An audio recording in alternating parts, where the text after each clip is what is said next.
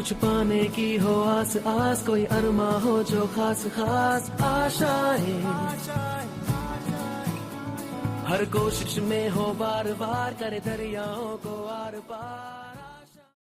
दोस्तों नमस्कार, मैं दोस्तों भूपेश आनंद आज फिर आपके सामने आया हूँ एक नए जोश, नई बात, नए कंसेप्ट को लेकर। दोस्तों आज हम चैप्टर नंबर 6 शुरू कर रहे हैं दोस्तों ऑडिटिंग में। तो हमारा जो सब्जेक्ट चल रहा है उस सब्जेक्ट का नाम है auditing practices. Auditing practices 30 marks का, नो डाउट मार्क्स तो 30 दे दिए, लेकिन मैं समझता हूं 100 नंबर का सिलेबस है, क्योंकि कौन सी बात कराई जाए और कौन सी बात ना कराई जाए ये बड़ा मुश्किल हो जाता है डिसाइड करना। उन्होंने हर चीज थोड़ी थोड़ी थोड़ी थोड़ी दे दी, अब किसको गहराई में करना है किसको नहीं करना वो बेटे एक इंपॉर्टेंट क्राइटेरिया है। तो मैंने इंस्टीट्यूट को सजेशन लिख दी है कि सर ये 30 मार्क्स आप गलत कर रहे हैं, कम से कम 100 नंबर का ये होना चाहिए, अगर आप देना ही चाहते हो तो 50 नंबर तो हो। तो आइए दोस्तों आज मैं चैप्टर 6 आपके सामने शुरू कर रहा हूं और इस चैप्टर का नाम है internal audit. Very very important. मैं इस चैप्टर को इंपॉर्टेंट मार्क करूंगा, वेरी डॉट इंपॉर्टेंट, क्योंकि बेटे ये जो चैप्टर है इंटरनल ऑडिट, अगर एग्जामिनेशन देखें तो बेटे बार बार 30 मार्क्स में से मैं समझता हूं 7 to 8 मार्क्स का तो आ ही जाता है दोस्तों, और आपको समझना चाहिए क्योंकि इंटरनल ऑडिट के बाद ही बाकी बातें समझ आएंगी। तो मैं इस चैप्टर को 4 स्टार्स दूंगा जी, 4 में से 4 स्टार्स दूंगा 5 में से। आउट ऑफ 5 स्टार्स मैं इस चैप्टर को 4 स्टार्स देने वाला हूं। तो आइए दोस्तों हम इस चैप्टर में लगभग 13 कंसेप्ट्स डिस्कस करने वाले हैं। 13 कंसेप्ट्स। पेज नंबर 122 निकाल लीजिए प्लीज आप सभी, पेज 122 निकाल लीजिए। देखिए मैंने अपनी किताब को कितना कलरफुल बना दिया है, ये चेक करिए मैंने कितना कलरफुल बना दिया है, मार्कर, हाइलाइटर सब कुछ यूज कर रहा हूं बेटे, जिससे आपको बेनिफिट हो। ठीक है जी, तो हम सभी 13 कंसेप्ट्स, पेज 122, और बेटे 2 लेक्चर्स लग जाएंगे। आज मैं लेक्चर 1 ले रहा हूं, फिर 2 लूंगा। बेटे आज के क्लास में 6 कंसेप्ट, 5-6 कंसेप्ट हम डिस्कस कर लेंगे। तो एक बार आप वो वाला पेज निकाल लीजिए जो मैंने आपके सामने रखा है, 122 नंबर। बेटे कंसेप्ट 1 देखिए क्या लिखा है मैंने, meaning of internal audit. Internal audit है क्या, what is the meaning of internal audit. तो nature of internal audit. Concept 2, who can become, can you become, can employ become, can a company secretary become, कौन बन सकता है internal auditor. Concept 4, scope क्या है internal auditor की, कितनी गहराई तक जा सकता है, scope of internal auditor. Concept 5, techniques. Concept 6, internal audit process. मुझे लगता है मैं आज के लेक्चर में 5-6 कंसेप्ट तक तो करा पाऊंगा। बेटे मेरी मेहनत है कि मैंने आपकी स्टडी पढ़ी, सीए की स्टडी पढ़ी, इन सब के नोट्स देखे और फिर बादाम रोगन निकालकर आपके सामने कंसेप्ट रखे। तो बेटे कंसेप्ट 6 के बाद बड़े सिंपल से कंसेप्ट हैं। 7 एडवांटेजेस, 8 डिसएडवांटेजेस, 9th फंक्शन और responsibilities of internal auditor, 10th role of internal auditor, 11th 12th and 13th। बेटे 12th में ऐसे 610 कर लीजिए, गलती से 310 लिखा है, देखिए मैंने भी 610 कर लिया गलती से, वहां पर 310 की प्रिंटिंग हो गई बेटे 610। तो आइए दोस्तों मैं आपके सामने एक बात कहना चाहूंगा कि आज की जो हम क्लास ले रहे हैं ना बेटे, इंटरनल ऑडिट की जो क्लास ले रहे हैं, मैं इस क्लास में आपको बड़ा प्यारे से बात बताने वाला हूं, कंसेप्ट ऑफ इंटरनल ऑडिट क्या होता है।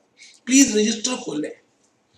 देखिए हम क्या करेंगे, हम पहले उस चैप्टर को डिस्कस करेंगे। डिस्कस का मतलब है हम चर्चा करेंगे, और चर्चा करते करते हम कुछ लिखेंगे, हम उन विचारों को सोचेंगे, उन विचारों को सोचेंगे और उस पे एग्जाम्पल क्या हो सकते हैं उनको देखेंगे और फिर धीरे धीरे अपना कारवां आगे लेकर चलेंगे, फिर बुक पे आएंगे। तो बेटे मैं इस टॉपिक, इस थ्योरी के ऑडिट को मैं प्रैक्टिकल बनाना चाहता हूं। और बेटे बुक में हम फ्लो चार्ट देख ही रहे, एग्जाम्पल्स देख ही रहे। बेटे प्लीज मैं आपसे रिक्वेस्ट करूंगा कि अगर आप मेरी बात मानेंगे तो आप रजिस्टर खोलिए, अपने सामने बुक खोलिए, पेन अपने हाथ में रखिए, हाइलाइटर्स पास में रखिए, इरादे बुलंद रखिए। कहते हैं इंसान के इरादे अगर बुलंद हो तो उसको दुनिया की सब चीजें मिल जाती हैं। तो मैं उन्हीं दुनिया की चीजों को लेने के लिए आपके सामने खड़ा हूं। Concept of internal audit. Internal जैसे नाम भी है बेटे, हम करेंगे, डिस्कस करेंगे बेटे, इसमें इंटरनल ऑडिट करेंगे। स्कोप ऑफ इंटरनल ऑडिटर आज डिस्कस करेंगे। Who can become internal auditor, internal auditor कौन बन सकता है, who can become internal auditor, what is the process of internal auditor, whether it is compulsory to have an internal auditor, techniques of internal audit। Please सभी बच्चे लिख रहे हैं, मुझे पता है ये हैंडराइटिंग थोड़ी सी ऐसी है, लेकिन स्टिल बेटा आप जब कुछ लिखोगे तो समझ आएगा। तो मैं भूपेश आनंद आज आपके सामने खड़ा हूं और ये बातें बोल रहा हूं कि इंटरनल ऑडिट में हम मीनिंग सीखेंगे, कंसेप्ट सीखेंगे, स्कोप सीखेंगे, राइट सीखेंगे, एडवांटेजेस सीखेंगे, डिसएडवांटेजेस सीखेंगे, क्वालिफिकेशन सीखेंगे, who can become internal auditor उसको भी सीखेंगे। तो बेटा इन सारी बातों को हम सीखकर आगे चलेंगे। तो मैं शुरू करूंगा दोस्तों। नाम है बेटे इंटरनल। बेटे जैसे मैंने फर्स्ट लेक्चर में बताया था, एक कंपनी को के दो ऑडिटर्स हो सकते हैं। मान लो एक होता है बेटा एक्सटर्नल, एक होता है बेटा इंटरनल। वैसे हिंदी में क्या बोलते हैं बेटा इंटरनल को? हिंदी में इंटरनल को क्या बोलते हैं? अंदर का। जैसे एक एडवर्टाइजमेंट आती है, अंदर की बात है, अंदर की बात है। ये कहते हैं कि बाहर की बात है। बेटे आपने सुना होगा कई जगह लिखा होता है अंदर की बात है, कई जगह लिखा होता है बाहर की बात है। बेटे इंटरनल का हिंदी अनुवाद है अंदर का ऑडिटर। बेटे ये जो बड़ी बड़ी कंपनीज चल रही हैं, इतनी बड़ी बड़ी कंपनीज के नाम में अगर लूं, इन्फोसिस, बेटे एसीसी सीमेंट, बेटे अपोलो टायर्स, बेटे एमआरएफ टायर्स, बेटे सिप्ला, बेटे हिंदुस्तान लीवर, बेटे नेरोलैक पेंट्स। मैं आपको कहता हूं आप छोटी से लेकर बड़ी कंपनी तक देख लीजिए, या छोटे प्रोप्राइटरशिप से बड़े तक देख लीजिए। बेटे इन सभी ने कुछ ना कुछ सिस्टम्स, कुछ ना कुछ रूल्स, कुछ ना कुछ प्रोसीजर्स बनाए होते हैं। बेटे इतनी बड़ी बड़ी कंपनियां कैसे चलेंगी बिना सिस्टम, बिना रूल्स, बिना प्रोसीजर्स के? तो बेटे इन्होंने हर चीज के, क्योंकि बेटे ये जो कंपनीज हैं ये इन्हीं सिस्टम्स पे चलती हैं, बिना सिस्टम के चल ही नहीं सकती, बिना प्रोसीजर्स के चल ही नहीं सकती। और ये सभी सिस्टम हमने सीखा था कि मैनेजमेंट को पहले ही बनाकर रख देने चाहिए। मैनेजमेंट क्योंकि गवर्न करती है तो उसकी गवर्नेंस में ये सिस्टम शुड बी प्रिपेयर्ड। बेटे सारे के सारे चीजें पहले से ही प्रिपेयर्ड होनी चाहिए। बेटे जैसे मैं आपसे बोलूं, बेटे इन सिस्टम्स का नाम है, इन सिस्टम्स को हम क्या बोलते हैं? Internal control systems. ये हमने चैप्टर नंबर 3 में सीखा, 4 में सीखा, 4 और 5 में सीखा कि भाई इंटरनल कंट्रोल सिस्टम होते क्या है। जैसे मैं कहता हूं जी परचेज करने का सिस्टम, क्या पता हमारे किसी कंपनी ने बनाया हो कि परचेज करने से पहले आपको मटेरियल रिक्विजिशन स्लिप देनी है। वो material requisition slip store keeper के पास जाएगी, स्टोर कीपर उसको चेक करेगा कि वो सामान है भी या नहीं। अगर नहीं है, अगर वो सामान नहीं है तो फिर उसकी ऑथोराइजेशन वो लेगा, ऑथोराइजेशन लेगा, और वो ऑथोराइजेशन के बाद वो परचेज ऑफिसर के पास वो बात जाएगी, परचेज ऑफिसर कोटेशंस लेगा, परचेज ऑफिसर उसके बाद क्वालिटी को और क्वांटिटी को भी ध्यान देगा। उसके बाद जैसे ही परचेज कोटेशन आएंगी और गुड्स मिलेगी तो बेटे जीआरएन काटेगा, स्टॉक रजिस्टर में एंट्री करेगा, उसके बाद इसकी फिजिकल वेरिफिकेशन होगी और बेटे इसको सेफगार्ड करेंगे। अब बताइए, ये बताइए, मैंने 11 बातें लिख दी एक परचेज करने के लिए। बेटे और भी बहुत सारी बातें हो सकती हैं। बेटे मैं इसको कहता हूं ये पूरी चीज क्या है, ये बेटे इंटरनल कंट्रोल सिस्टम है। बेटे ये पूरा का पूरा क्या है, इंटरनल कंट्रोल सिस्टम है बेटे, इंटरनल कंट्रोल सिस्टम है। तो मैं आपको यही कहने जा रहा हूं कि बेटे ऐसा भी तो हो सकता है जैसे टाइटैनिक शिप को सुना था आपने, एक शिप थी टाइटैनिक, बेटे बहुत बढ़िया चलती थी, फिरंगी यूरोप के अमेरिकन फिरंगी लोग यहाँ बैठे थे और मजे ले रहे थे जिंदगी की, कोई डांस कर रहा था, कोई खाना खा रहा था, कोई बातें कर रहा था। बेटे इतना बढ़िया सिस्टम बनाया था उन्होंने, लेकिन आपको मालूम है उस दिन रात को अंधेरी रात में ये बेटे इसका इंजन, इस शिप का इंजन आइसबर्ग में अटक गया। बेटे छोटी सी गलती हुई, छोटी सी गलती, छोटी सी गलती हुई बेटे, याद कीजिए वो दिन, एक छोटी सी गलती की वजह से पूरी टाइटैनिक शिप, 5 स्टार होटल भी क्या होगा उसके सामने, पूरी की पूरी टाइटैनिक शिप बेटे गिर गई, डूब गई, टूट गई, और कितने लोग मर गए बेटे,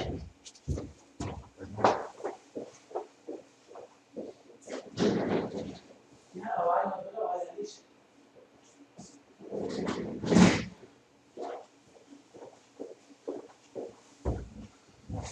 बेटे कितने लोग उस दिन डूब गए, मर गए, छोटी सी गलती की वजह से।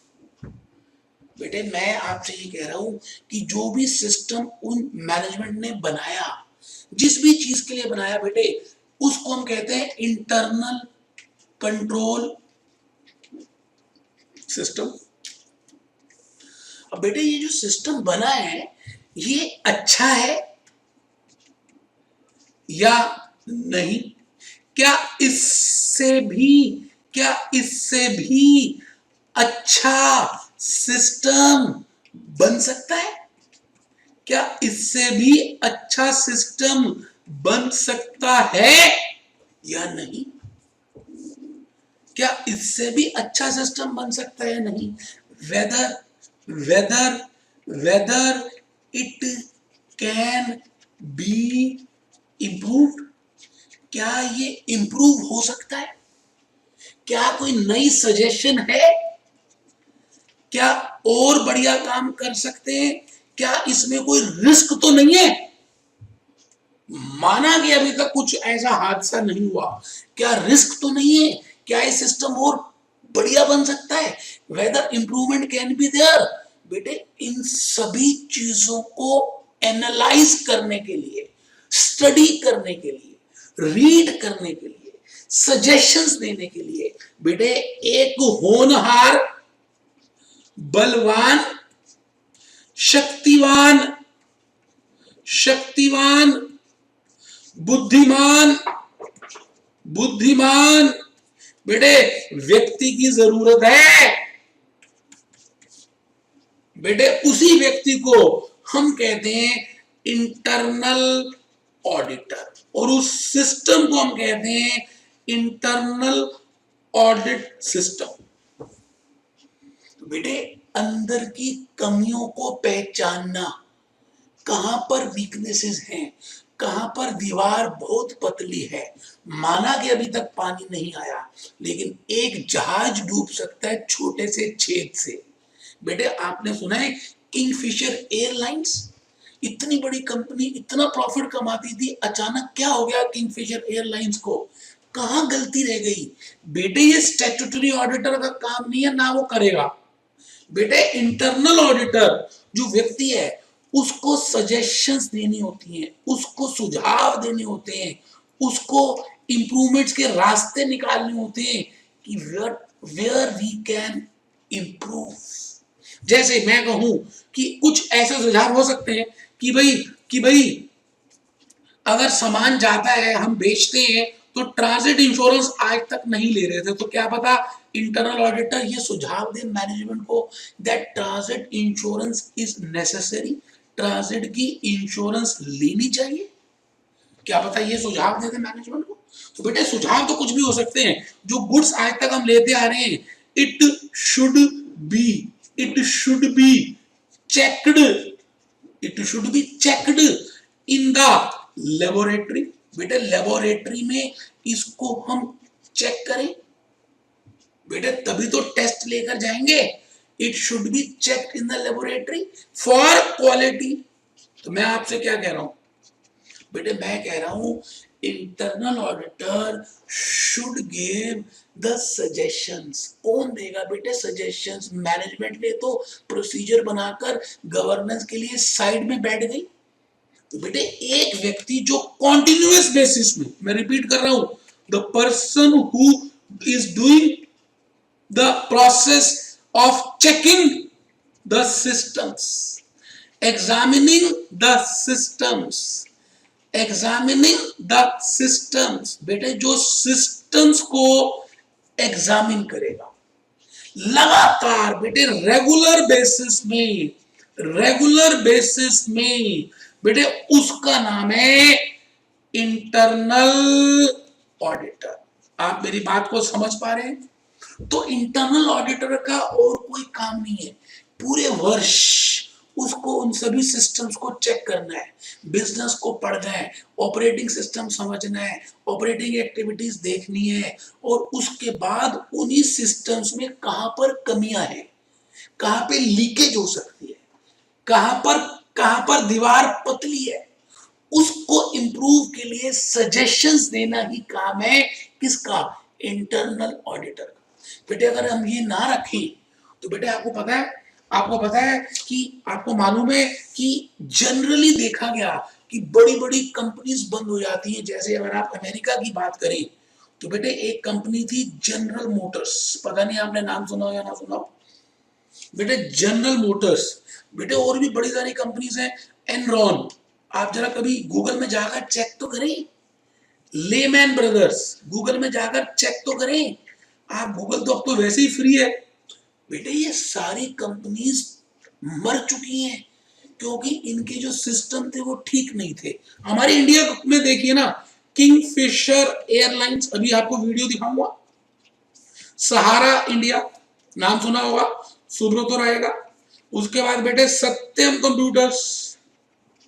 बेटे ऐसे बड़े कांड हो गए, हर्षद मेहता कांड, केतन पारिक कांड, कुबेर फाइनेंस, बड़ी कंपनियां बेटे खत्म हो गई क्योंकि उन्होंने सिस्टम्स बनाकर छोड़ दिए और उसकी इंप्रूवमेंट पे ध्यान नहीं दिया।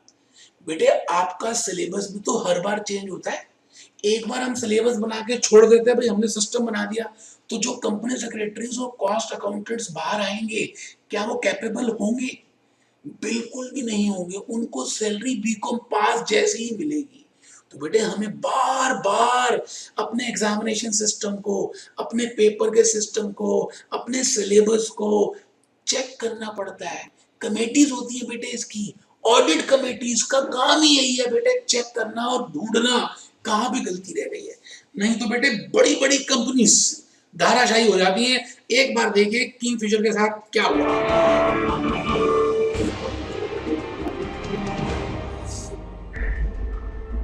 Kingfisher employees out on the streets. A nationwide protest launched against the management for not paying salaries for the last 6 months.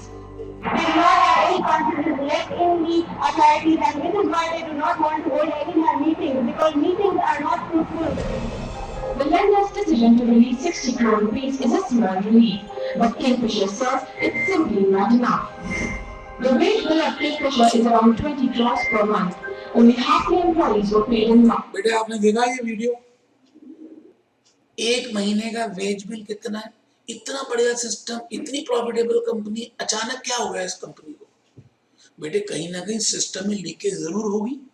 क्या पता इन्होंने इंटरनल ऑडिटर अपॉइंट किया हो या नहीं, क्योंकि बेटे स्टैट्यूटरी ऑडिटर का और इंटरनल ऑडिटर का जमीन आसमान का अंतर है बेटे, ऑब्जेक्टिव ही अलग है ना। आप बताओ स्टैट्यूटरी ऑडिटर कह दे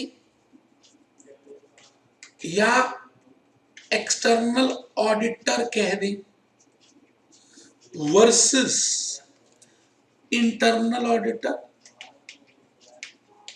बेटे बेटे बेटे स्टैट्यूटरी ऑडिटर का मेन फोकस कहां होता है? मैं पहले लेक्चर से बता रहा हूं, statutory auditor does independent examination of the financial information, financial statements for giving the view that whether they are true and fair or not। बेटे यही तो ऑब्जेक्टिव होता है। बेटे 15-20 दिन महीना आ जाएगा और कितने दिन आगे काम करेगा?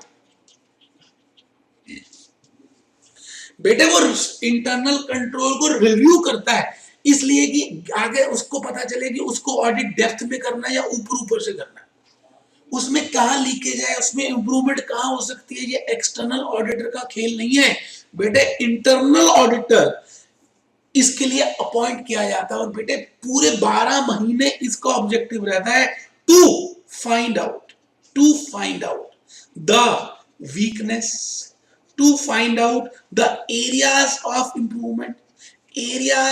इंप्रूवमेंट और to find out how much risk is there, risk की असेसमेंट करना। और बेटे बोर्ड ऑफ डायरेक्टर्स को, ऑडिट कमेटी को बेटे सुझाव देना। This is the main objective of internal auditor. तो बेटे मैं आपको ये कहना चाह रहा हूं कि कंपनीज एक्ट 1956 को देखें, और बेटे अगर मैं कंपनीज एक्ट 2013 को देख लूं तो बेटे ह्यूज डिफरेंस दिख रहा है। कंपनीज एक्ट 1956 में बैकडोर एंट्री थी बेटे, backdoor entry of internal auditor. एक बच्चा कहता क्या कह रहा मास्टर? मैंने कहा बेटे कंपलसरी नहीं था इंटरनल ऑडिटर को अपॉइंट करना।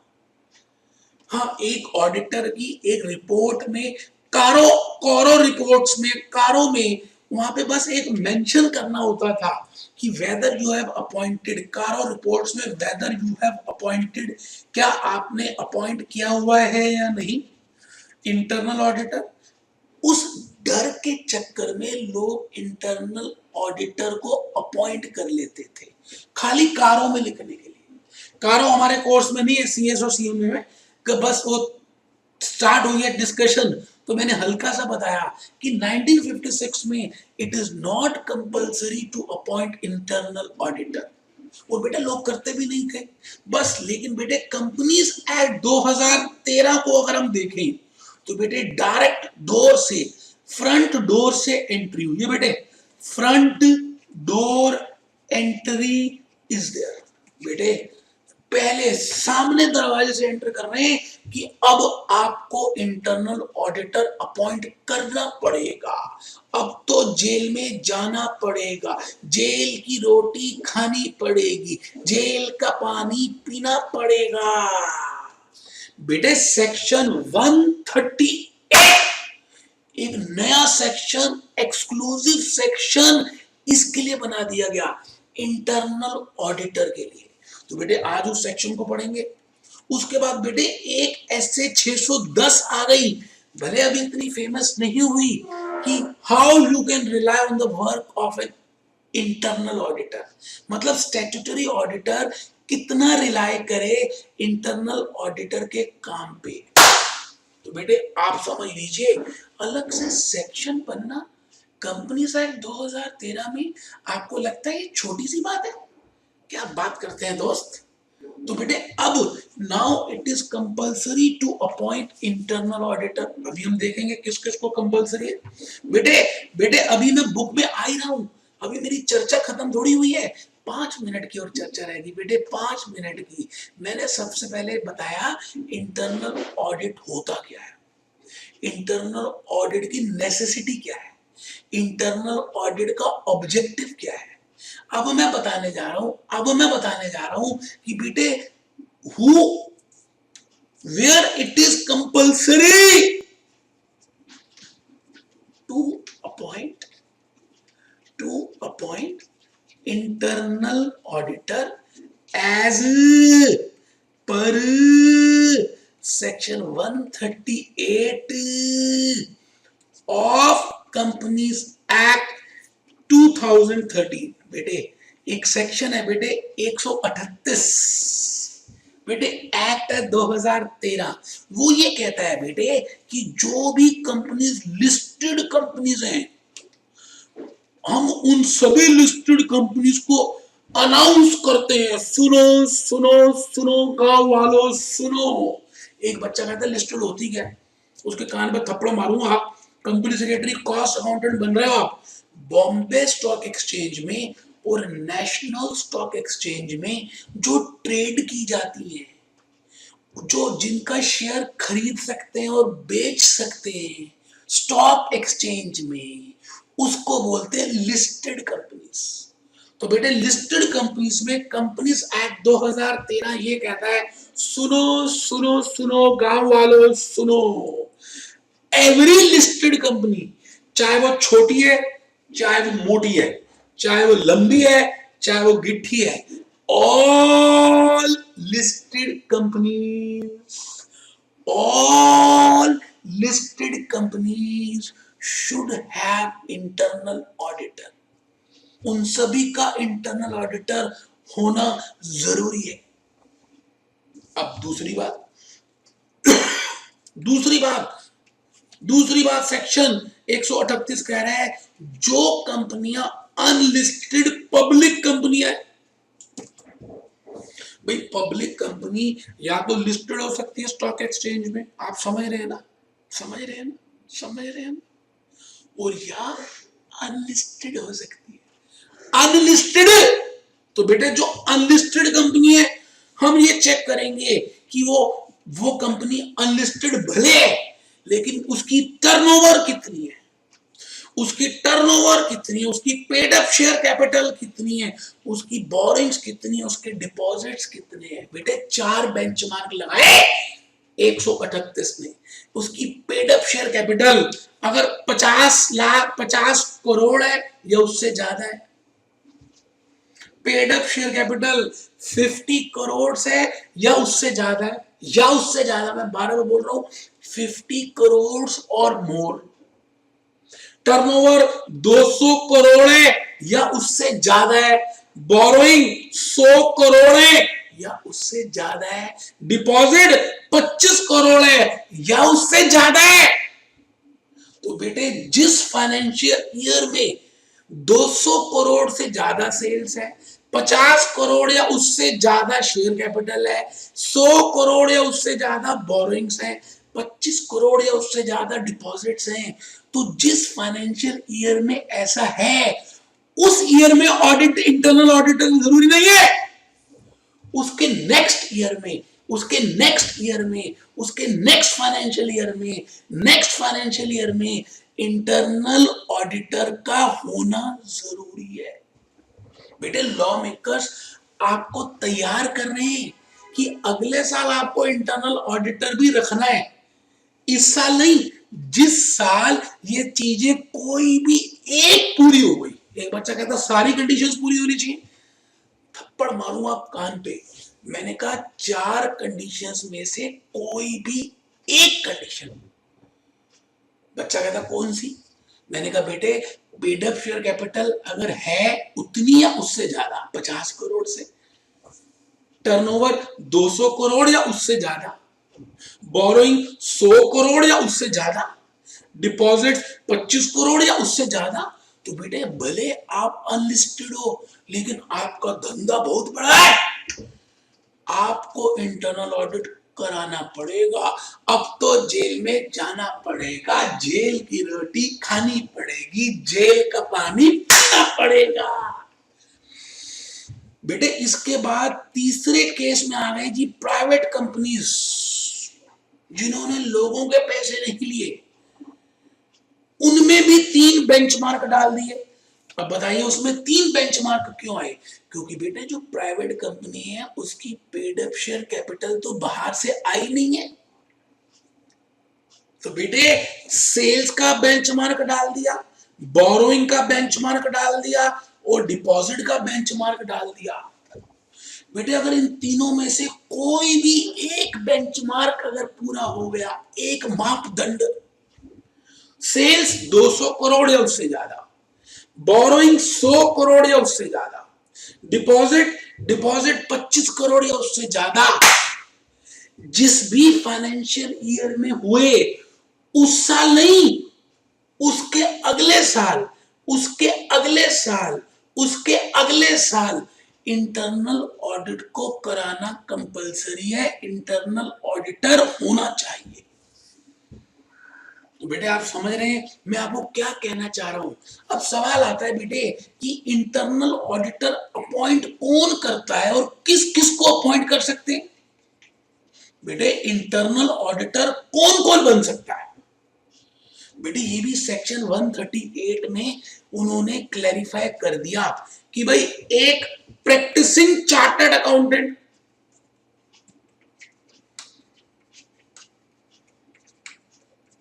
एक बच्चा सोच रहा है कि बुक से कराएंगे नहीं, क्यों नहीं कराएंगे बेटे, मुझे आपसे प्यार है, क्यों नहीं कराऊंगा बेटे। अभी तो आप दोस्तों से, अपनों से अपनी सी बातें कर रहा हूं बेटे, चर्चा कर रहा हूं, डिस्कस कर रहा हूं, समझा रहा हूं, एग्जाम्पल दे रहा हूं बेटे। ऐसी छोटी छोटी बातें मत करो कि बुक से नहीं कराएंगे, यहां से नहीं कराएंगे, नहीं बेटा, क्यों नहीं कराऊंगा, आप मेरे दो